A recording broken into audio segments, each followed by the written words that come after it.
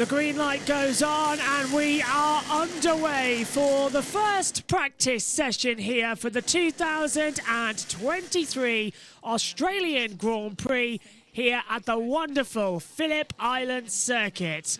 Good morning everybody, well done for getting up and joining us. MotoGP is underway. The green flags are out, bright sunny conditions, if only the weekend would stay like that. Massive thunderstorms predicted for Sunday. There's currently rumours going around that the Grand Prix will not happen on Sunday, but will happen on Saturday. There's an exceptional press conference scheduled after practice this afternoon. So much going forward, so much interest. But the championship blown wide open. Just 7 days ago in Indonesia, Jorge Martin, who won the sprint, took a 12-point advantage, crashed out of the lead of the main Grand Prix, and was forced down the order. Bagnaia retakes the championship lead then, and there's so much to look forward to. Welcome to Phillip Island, this fantastic circuit here in Albert. Well, it's in Melbourne area in Australia. We're around about 45 minutes away from Albert Park, where Formula One is located. But this amazing circuit is home of Australian motorcycle racing. So many famous moments have happened here over the years. It's a blowy, blistery circuit.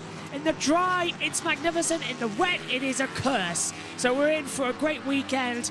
43 minutes to go then. This is a free practice session. This afternoon's 1 hour practice session will decide the running order for Q1 and Q2. That will be tomorrow morning. Whether or not that'll shape the grid for what will be the Tissot Sprint or the main Grand Prix, that is still to be decided. Let's check in though with TNT Sports. Susie Perry's got guests up in the commentary box. Towards the end, he's always sort of that guy that seems to find some form towards the end of the season.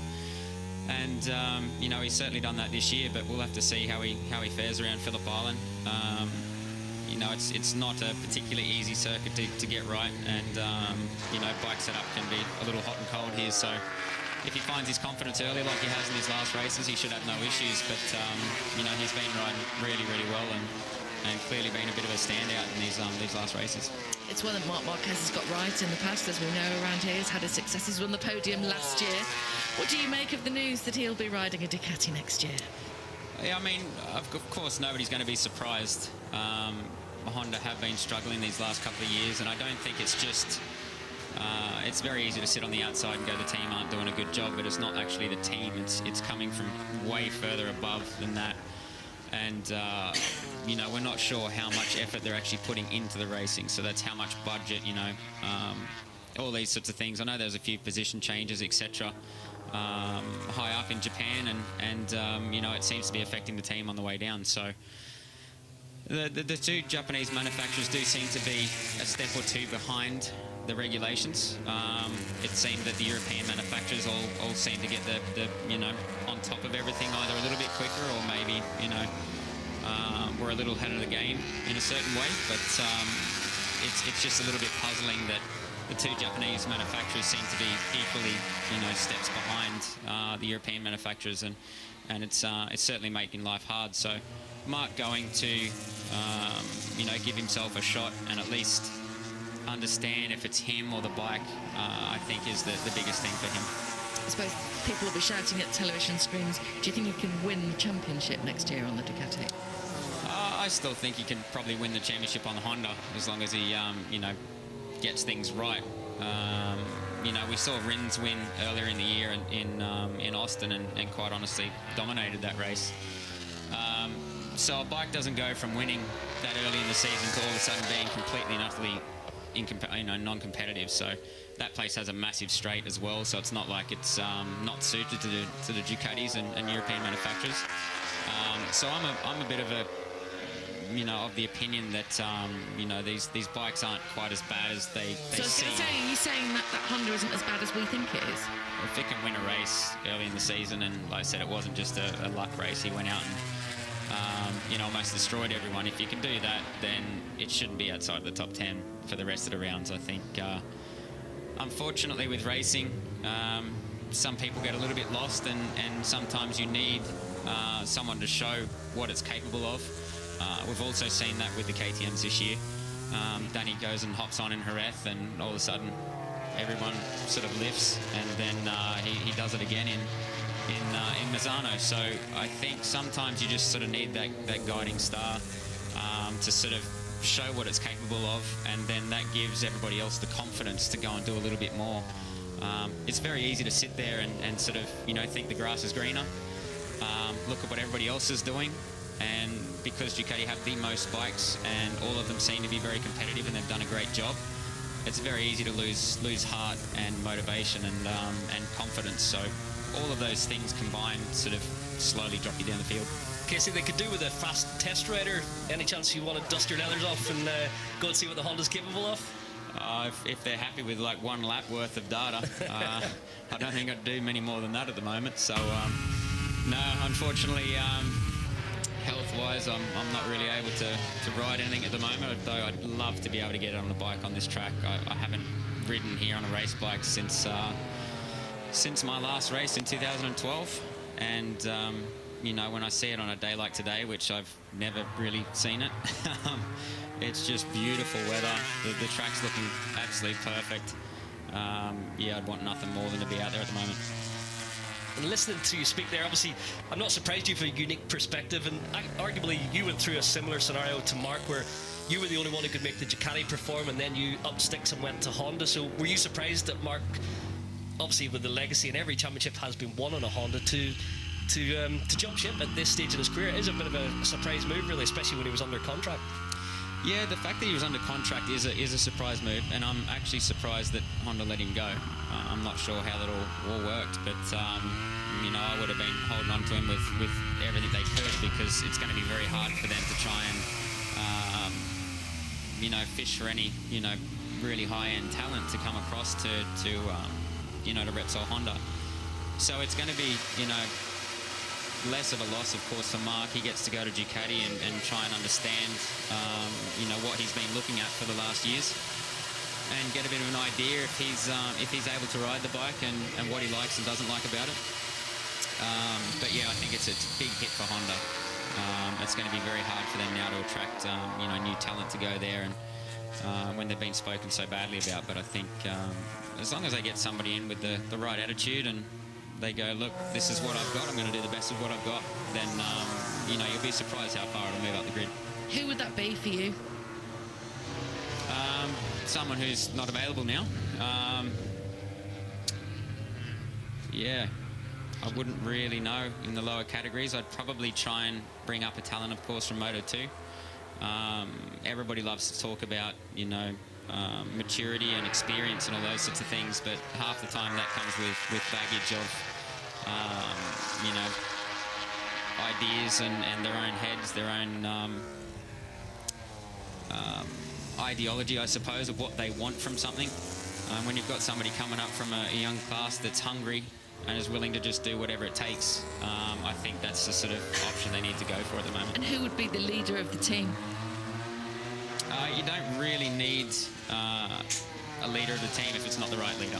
So it's very easy to say, like, you know, we need an experienced rider to lead the development, etc. But when you haven't got a rider that's willing to, you know, do everything and put the team in the right direction, it's very easy to get sort of selfish, I suppose, and go, well, it's not doing what I want it to. Quite often there's a lot of different bikes within that one bike. You can change pivot positions, you can change the way it flexes, you can change everything from your rake and trail. You know, there's so many aspects to these things that they should be just exploring, just to try and find that sort of, you know, magic bullet. But they all sort of seem to stick around that same thing and not get too far out of their comfort zone.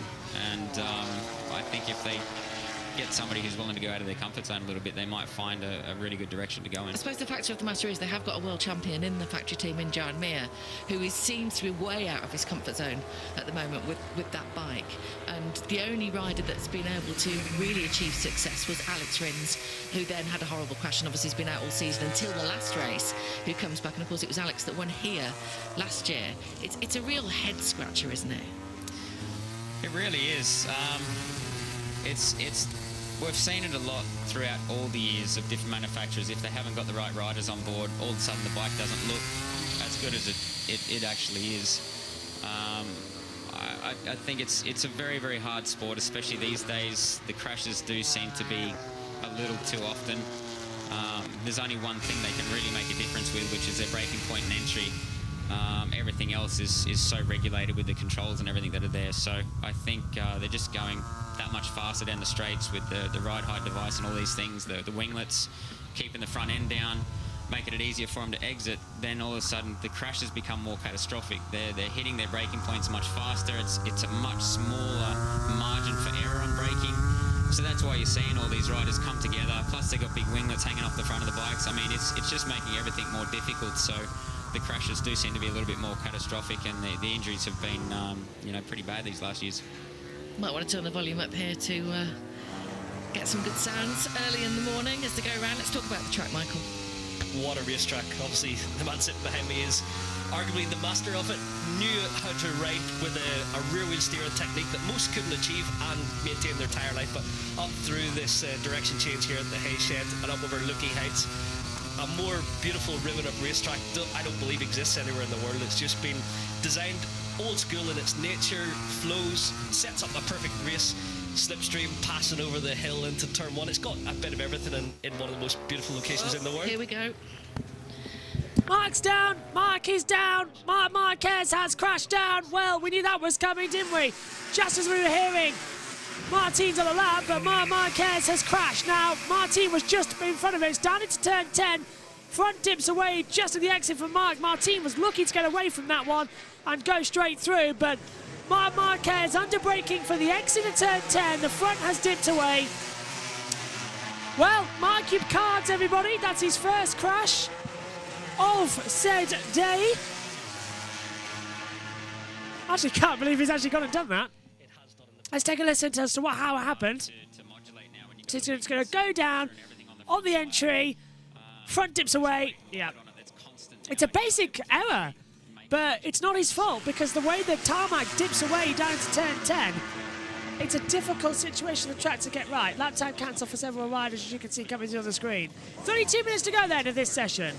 The wings and the lowering devices and the latest innovations, the aero race that has happened, you would prefer old school power in the rider's hand. And they're going to get Mark going again. That's good. As you said, it is all about braking point and entry point now. Well, there's so many aspects to it that people aren't understanding, and it was a big reason of why I got out of it because, the way it was going, it took the enjoyment out of it for me. Riding a motorbike is an art, especially around a track like this. It's such an enjoyable thing, all these elements that you get to control, and now these guys don't get to control it. They come out of the corner, you've got 280 plus horsepower that you can literally twist the throttle full, and it ain't going to throw you off. It's not going to wheelie. Now you've got another device which drops the ride height and reduces wheelie again. There's all these sort of elements to it, and now the major factor that they can do is brake and entry. And so that's what I was talking about the accidents that we're seeing now and the contact that we're seeing. They're having to take so much more risk on one element rather than trying to ride around problems, find a bit more grip than the others. They're all kind of stuck and dictated by this, by the electronics. So the ride height device, everyone's got it. Okay, so get rid of it. I think the start device, I don't know exactly how that works, but everyone's got it. Okay, get rid of it, don't need it. These are all things that cost money every time they crash. There's all this extra elements. It adds weight. They're getting bigger and heavier. The winglets, the bikes are getting too wide in my opinion, so these tracks are getting, in reality, narrower. Yeah. So again, overtaking is getting even more difficult. And yeah, it's just, they're getting knocked off every weekend and all this sort of things are happening. They've got anti-wheelie plus the winglets stop the wheeling. I mean, put that back in the rider's hand again, let them squirm around, let them move a little bit, let them make mistakes. I'd love to see that. Let them slide. Yeah. It'd be nice to see. Would you say it's fair to say these bikes are, for example, easier to ride than a 500, but it's not necessarily easier to race in the current format? No, I think you're completely right there. The last real men of the generation of GPs, I suppose, were the 500s. There's nothing like them, and these guys will never understand that element of having the sort of power that they did, and at any moment they could just spit you off. If you're riding right on that edge of grip, especially in the wet, it would have been very, very hairy. I raced 250s, and I understand to a certain degree, but 500s were another animal. And so they were fantastic. But this, because it is all so close now, and there is only really one element that they can make a big difference in, which is the braking point, it becomes so much more critical, and it's basically just forced a trend, I suppose.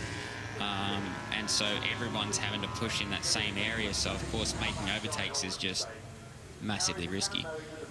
They're arriving so much faster, which actually people don't understand. Like every 10 kilometres an hour you go faster, the margin for error of your actual braking point is huge. You miss it by a couple of metres kind of thing, and you're sending it in wide.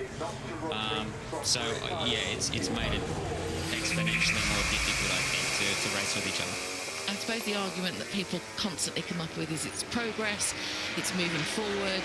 If you reduce the aids, effectively, it's a step backwards. Do you see it like that? Not at all. I think we've already got more than enough technology going into the street bikes. We don't need any more than we've got now, and it didn't need to be developed here. We've also got a Superbike Championship that can be developed for, and that's what it was supposed to be for. That's where the development came from, to go to the street bikes. These ones are prototypes. It's a prototype championship. It doesn't need to be an example of what the street bikes become. And as a perfect example, Formula One has done a fantastic job of making a series that is, can be extremely, dull at times with their racing and overtaking, etc., especially in the past. And they've done a great job of moving it forward. Now, they had adaptive suspension, which is basically a ride height device. Way back in the day, I think early 90s, was it? I think it was early 90s. And they took that away. They banned that. Mercedes, we saw with the front steering device, they got rid of that. F1 doesn't have traction control. They don't have all these things. We have got far more electronics than F1 does. Why the heck do we need that on a bike? We've got amazing racing as it is. We do not need to champion engineers. We need to champion these riders and let them show what they're capable of doing. And at the moment, it's the engineers and the electronics engineers that are actually controlling everything that they do. And, I would like to see everybody give back the riders, that amazing talent and let it show. I wonder if that could ever happen, Michael. It would take a lot. It would be very politically hot potato, wouldn't it? And you need all the manufacturers to agree, so it has to be unanimous from the they MSMA. won't agree, will they? No, Ducati won't. Yeah, they'll want to hang on to everything. Although Gigi has mentioned that he would be open to removing the lowering device and making it like a DRS system in Formula One, where you can only activate it in certain parts to increase overtakes. But I can see Shaky Casey already shaking his head at that one. Just get rid of it all. It's pretty simple. I said you don't need to add all these things to create great racing. Like I said, at the moment we're just letting engineers basically create their own dreams, but it's not about the racing and the bikes anymore. It's about the engineers, I really think we just need to give it back to the riders and let them show their talent. Yeah, I tend to agree. Obviously, Formula One is a case in point. They get rid of their mass damper as well. Obviously, that was in the 90s as well. So they did jumped on it straight away, and they control their aero risk. They do spend millions on aero development as well, but obviously it has been put under control for a number of years now. So yeah, we always talked about it in bike racing, that it could spiral, it could get away from us, and we're almost at that point now where you have to be on a Ducati, and it seems to be able to be competitive at the moment. So you don't want it where the Japanese manufacturers are falling behind. Look at Ducati, you've got 8 streams of data coming in on a daily basis. It's hard to imagine that they wouldn't have dominated this championship with all of that information, with what you've just said about the electronics packages, about the aids, about all the data being king in this situation. Then you look at Honda's got 4 bikes, Yamaha's got 2 bikes. Yamaha clearly need to get more bikes on the grid. I think Formula One do it as well, but they should not be allowed to be, 8, 10 Ducatis on the grid. That's just complete and utter. If there is so many manufacturers there and they're all willing to put up, 4 bikes sort of thing, they shouldn't be allowed to have some domination from one manufacturer like that and have everyone on the grid with it. Otherwise, you may as well just make a single make championship and be done with it. I think the reason Ducati has dominated and being able to win those championships as well, they were quite vocal about the fact that they had, team orders, but it wasn't just team orders, it was manufacturer orders. And that's where things, in my opinion, go a little bit too far, when they're like, no, you're not allowed to beat this rider, you've got to make sure you stay behind. It's even in Formula One, the teams are being forced to let the drivers race, even within the team, not the manufacturer. We haven't seen that. We didn't see that last weekend in qualifying. We saw Bastianini keep his teammate, who was leading the World Championship at the time, out of Q2. So it seems as though they are allowed at the moment to race. That's qualifying, though. Keeping someone out there, can't tell them to do a slow lap time and get further down the grid. They probably just weren't expecting Pecco to be, out of it. But it was quite evident when, a Ducati was going up against the rest of the manufacturers, which was just Fabio and the Yamaha, that they were willing to do absolutely anything. And for me, there's a line that needs to be drawn. And I understand maybe talking to a teammate and going, okay, how about we don't cause a problem here? But at the same time, to go along to 8 different bikes on the grid and basically have everybody lined up that they're not going to create a problem, which is basically saying, exactly what it implies. It's a little too much for me, and I don't necessarily agree with that sort of tactic, I suppose. If you ignore the fact that it's Ducatis at the front, we've got great battles on our hands. We have discussed that, so let's move on from that now. But Jorge Martin, the question was, will he come out and do his thing? Clearly, this is a free practice session, but he's making his intentions known from the start. Yeah, I think Jorge, obviously having a week to focus on putting everything behind him. So the crash was a slight mistake. He was a little bit deep at turn 10. Said he was maybe on the slightly dirty part of the track and just threw it in there anyway. So he's able to put things right this weekend. He struggled a little bit in the race here last year in the braking zone, so he knows he needs to work on a few areas of the racetrack, but he was really fast around here. So he'll be looking to get stuck in this weekend and get his title tilt back on track. As indeed will Jack Miller. Great for him to be at home on this circuit. What have you made of Jack's season this year? It's been a little bit inconsistent, hasn't it? A little inconsistent. I mean, it started off very, very strong, and things were looking good, and he was looking quite comfortable.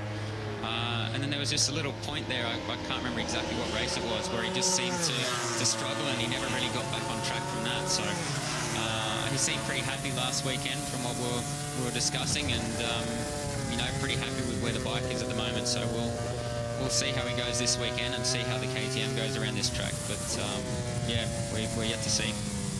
Good signs though, Brad Binder, whenever he starts this fast on a free practice one. Normally Brad's a bit of a slow burner throughout the weekend, really a steady start. Maybe in practice this afternoon when you're going for the 1 lap time attack, you might see Brad pump his head up there, but yeah, in the early laps here, I know at 30.2 still a little bit away from the race lap record, so not a million miles off if you're inching towards those 29s. Riders are constantly under pressure, aren't they, for their seats, for their job. Maverick Vinales, will have one eye on his shoulder because Miguel Oliveira is in the satellite team. Jack will have now because Pedro Acosta is moving up to the GasGas team. Time is very much a premium, isn't it, in this sport? It very much is. It's always going to be difficult when there's only so many seats available, so many decent seats available. Nowadays, pretty much every seat on the grid, to be honest, you can win on. So that's a fantastic fact there. But I think it's getting to be more and more difficult because, like I said, it's more difficult to make a difference now. Everyone's so close, and it's very, very hard to sort of show your talent. So when you got this talent coming up from the lower categories, and then there's only so many seats available in the MotoGP class, unfortunately, some people are going to have to move aside at some point. So it ends up, even if you're getting decent results, if they're not great results, then you can easily get moved aside, and it's the harsh reality. So just over 20 minutes left in this session, as you can see here in Philippine. Beautiful conditions today. Look at that. I mean, it's just spectacular. On a bike, as you go out there, it must be glorious to race around here. I mean, just take yourself back and just give us a reminder of what it's like to race here, what the key components are to getting a really good lap and a good race, actually. it's a tricky place. It's very tricky. Not only from the wind, you've got it changes session by session massively compared to other circuits. You know, you've got the rain element, of course, which is always sort of here. You've got temperature. It can be cold one morning, and the next day it's warm. So it just throws you off completely. And the biggest thing that I've learned around this circuit is to take it for what it is. Don't go, oh, it was fast yesterday, why not today? You've got to ride to the conditions that are there for that session. It's simple as that. Don't try and sort of predict or see or feel what you did yesterday and go, oh, it's going to be the same, because most likely the conditions won't be the same. Avi Vinales is about to go top of the board here with a really great time, and does he across the line? 59 thousandths the difference? No, stays second, 1:30.093. No, this is why it's so hard, and not even that, even lap to lap, you've got different wind conditions as well. So sometimes you've got swirling winds and it'll change direction a little bit, and you sort of feel like for 2-3 laps you've got it covered, and then it changes and shifts completely. So with this track, something that I always did was keep a bit of margin. It's not important to go curb to curb. Like I say in other circuits, if you go to Jerez or something like that, it's a curb to curb. You hit the inside curb and then you drive it all the way to the outside. Whereas this track, you've got to keep a little bit of margin, because if you catch a bit of wind, it'll push you off track. Alex Rins it. Oh, and now Alex Rins, the second Honda bike to go down in this session. This time it's the LCR that's gone down on the deck. He's up and walking away. Now, what's happened to him? Oh, turn 6, which is a left-hander on entry. Front dipped away, sort of the rear steps, front dips, and then he's down on the deck. Just scrapes along the gravel on the exit towards the right-hand side. So he's all good, he's all fine. Gets up walking away. Has put out the yellow sector 2, though, as they recover the bike at turn 6's hairpin. You can see it on your driver map just below us. So it's Jorge Martin from Vinales, Brad Binder, Zarco, Bezecchi, Alex Marquez, Bastianini, Bagnaia, Mark Marquez and Paul Espargaro in the top 10. Miller, Rins, Aleix Espargaro, Fernandez, Augusto Fernandez, Di Antonio, Nakagami, Raul Fernandez, Quattararo, Morbidelli down in 19th position. Can't quite see the other 2 pages yet on my side of the timing screen. More data flashing up from race control, as you can see. There we go. So it's Oliveira 20th, Marini 21st, Johan Mir 22nd with 18 minutes to go of this session. Guys, I didn't grow up learning to trust the front, so I've never been comfortable, and that's why a MotoGP bike was better for me. Now you've got the wind that comes blasting down towards the ocean there, down the main straight, and there's a tyre bundle on the inside of turn 3, where when you go through there, you hit the other side of the tyre bundle and you get a big blast of wind. And when it was really windy, it would push the front, and you're nearly crashing, you know, 5th gear, freaking fast corner, doing sort of, you know, 240, 250 k's an hour. And I really didn't like the feeling of that. So if you've got the front end steering the other way, which is what you do when you're dirt tracking or sliding at all, your front wheel sort of cocks the other way. And by doing that, I could not lose the front end. So basically, I would sort of always drop down into there, back off quickly to get the front loading, get it to turn a little bit, and then basically crack the throttle a little bit quicker than normal to get the rear to step out, which would keep me further to the left throughout the corner. It would stop me having any chance to lose the front end. And then I was also set up for Honda. I could just brake straight. Everybody else has this big sort of swooping line, have to get back over to the left side of the track for Honda, which is now Miller Corner. And you know, I could brake in a straight line and really take my time into a right-hand turn, which is very easy to crash on. So everything I sort of did was for safety. Yeah. Around this place, everything I did was just thinking about, you know, margin for error and trying to keep myself on track in that way. So it's a complicated little circuit. Everyone seems to think because it is a fast circuit that you need corner speed. It's not actually the case. You need to get that bike upright and driving more than anything else. You almost made that sound easy, Casey. Almost. It's just fascinating listening to that. It sounds very much like you need to have flexibility, be slightly open-minded and be very instinctive around here. Is that fair? Yeah, I think so. I think instinctively it's sort of helped me, but at the same time, I feel like I could teach anyone to go around here quite well, because as much as it's instinctively, once you actually know, then it seems obvious. But the hardest thing for people to understand is to be patient here. Everybody thinks you just need to hang it out, you need to keep all this corner speed, you need to get on the gas as early as possible. The more patient you are, as we know, you see a lot of tyre wear here, it's all about keeping traction. There's long areas where you're on the bit of the side of the tyre, trying to get drive.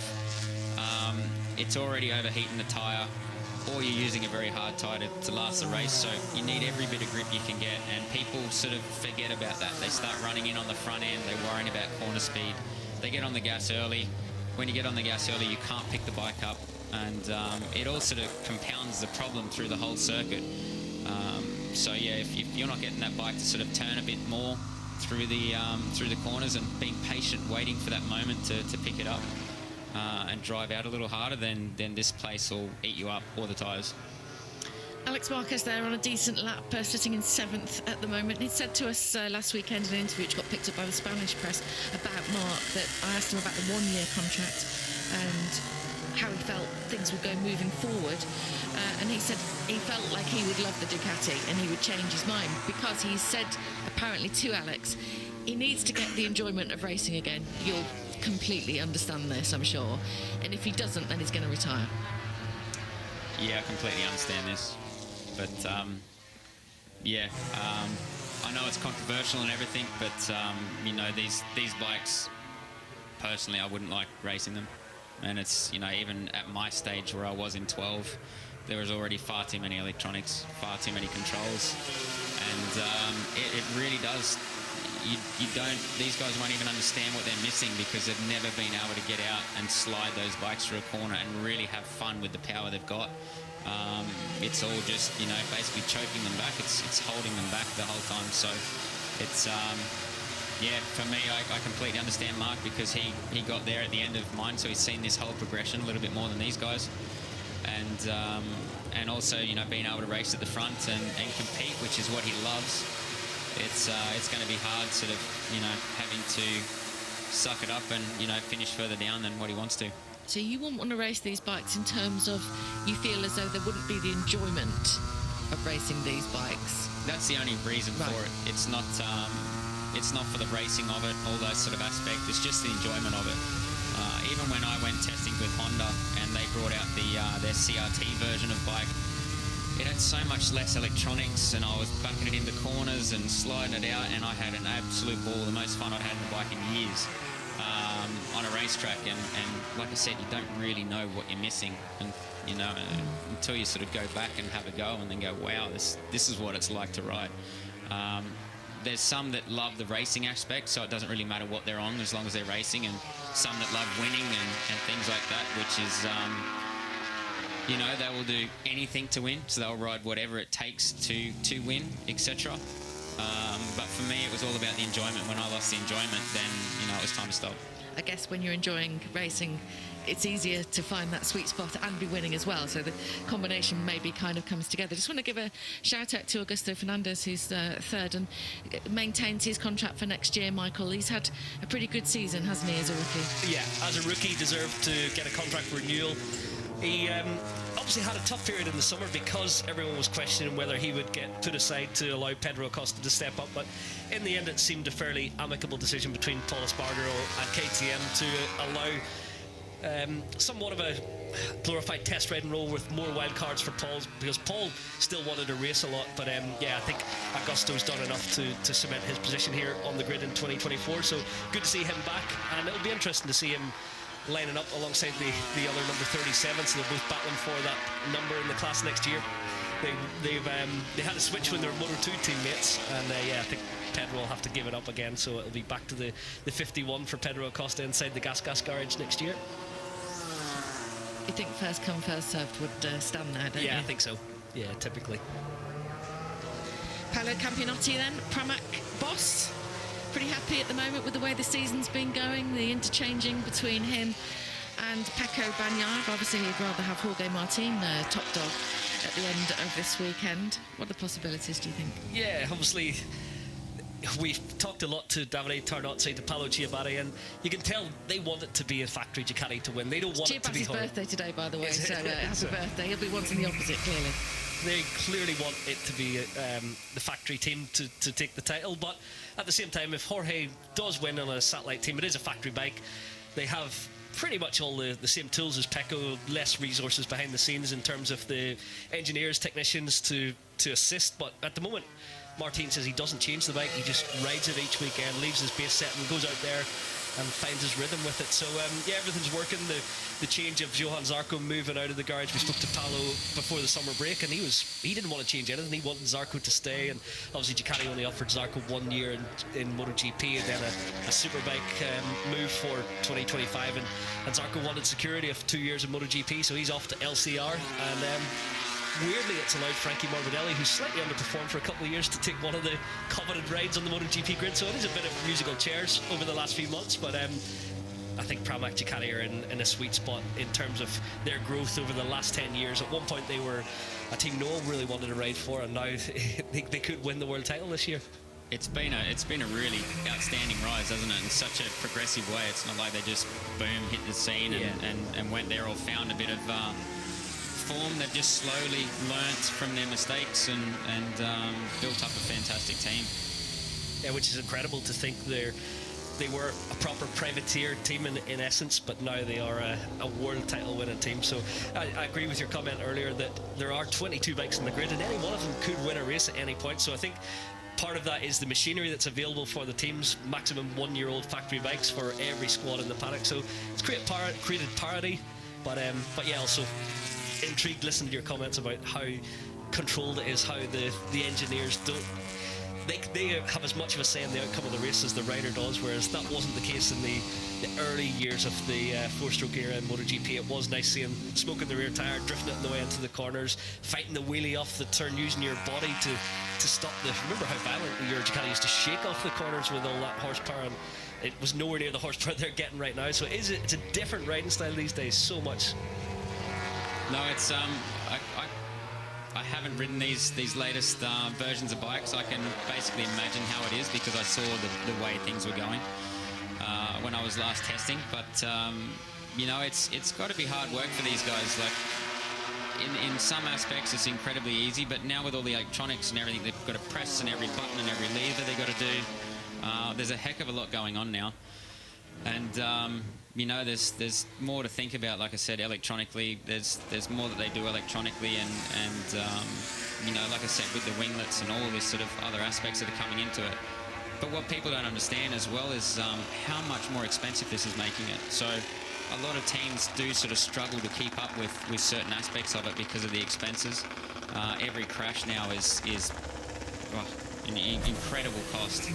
What sort of goes through it, with all these different elements that can actually you know, break, and then there's so much more that can go wrong as well, and we've seen them sort of going wrong, and it's easy to forget about it because everybody's sort of playing you know, not musical chairs with where they're going to ride, but results each week. There's been so much sort of inconsistencies with somebody finished at the front, somebody finished at the back, and the person that finishes further down was, you know, on the podium the week before, and nobody kind of even blinks an eye at it and goes, oh, it must be just having a bad day, but something's probably gone wrong with the bike. Something's either electronically or something's come loose, and there's sort of all sorts of things going on that I know about that has never actually reached the press. Yeah.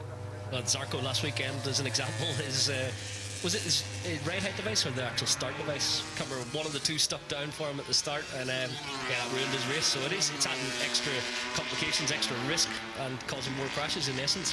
Yeah, I think it was the ride height device, wasn't it? It's quite hearty, isn't it, to look. I know this is only a free practice session, but to see the different manufacturers at the top, you know, because we've been talking about the dominance of Ducati this season. We have got a Ducati at the top in Jorge Martin, but then we've got the Aprilia of Maverick Vinales. We've got Augusto Fernandez, Brad Binder, KTM coming in there, and then we're back obviously to the Ducati rundown. But for KTM to make this step that they seem to be on the verge of, what do you feel like they need to do? They might just need that one more year. They've taken over some of the Ducati engineers, and you know, I was in their garage this morning, and I think the biggest thing they're making inroads with is electronics in particular, trying to get a handle on them. What's quite entertaining is that even when the electronics start up, the Magneti Marelli that everyone's, you know, equal with, start up, there's a Ducati symbol spinning because they've been working with them for so many years. So It's Neil's feeling Ducati, I think, isn't it? It's that far back. It's vintage. It's vintage. So Ducati and the electronics package have been together forever. So as much as it's the same for everyone, Ducati knows how to get the most out of it. That's all they've been working with. So that's where they've made some big steps and big inroads forward. And I know they're pretty happy with where things are going to. So I dare say just this season, getting to grips with that, and then heading into next year, they'll probably be a little better. Plus, this carbon chassis seems to be something they're getting their head around. It's always risky going carbon, but I can see massive benefits to it when I raced with the technology that was there then. There was some huge benefits to carbon. And so, yeah, if they get on top of that, they could really, come out next year swinging. Well, Michael gave a fantastic explanation about that last weekend. I think you'll all remember. It was all over social media. It was an unexpected gem, shall we say, Michael, that dominated our Twitter line last weekend. We loved it. I just wonder whether Pecco is struggling a little this morning around here. Casey, what are your thoughts on what you're seeing? He does seem a little bit frustrated, a little bit flustered, but yeah, there's something that he's not quite happy with. It could just be as simple as his brakes aren't bleeding out correctly, so he might not have the brake that he's sort of expecting. He's run wide a couple of times, so he's probably trying to just manage the session and get laps, but at the same time, there's something clearly not there. It's championship pressure. It's coming to the end of the season.